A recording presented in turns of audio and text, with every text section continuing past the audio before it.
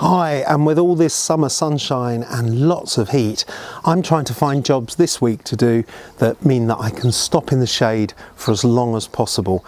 Make sure that you also put plenty of sunscreen on to stop yourself burning, and also drink plenty of cool water while you're out in the garden at the moment, because it really is searingly hot.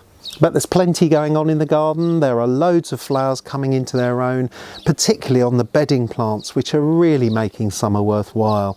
And I've got plenty of containers dotted around that I need to keep well watered and also fed with a liquid tomato fertiliser to make sure that they keep on punching out those lovely coloured flowers.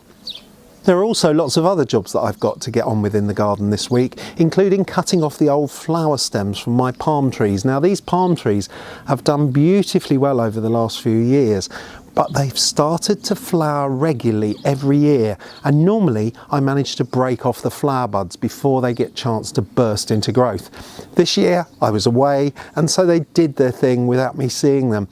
So I've got all these old flower stalks to cut off before the plants start to set seed, which will tend to take some of the energy away from the plants and mean that they grow less strongly. I'm also going to turn my attention back to my roses a little bit more this week.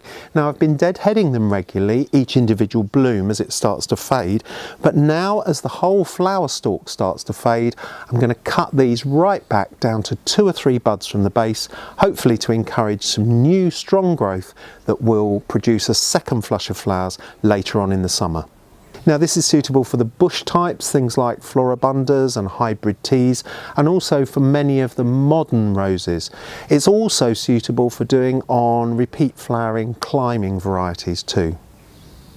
And finally, there's still weeding to be done, believe it or not. The weed growth really has slowed down quite dramatically, but there are individual weeds that you need to keep on top of. Keep pulling them out as they grow. You might have missed 1 or 2 seedlings earlier on in the season, and they might suddenly surprise you by being big, tall weeds by this time.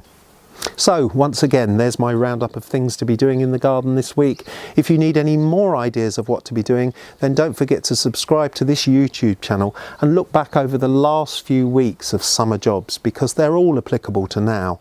And if you need any more reminders, then have a look at my website, davidhurrian.com. In the meantime, sit back and try and enjoy the best that the summer has to offer.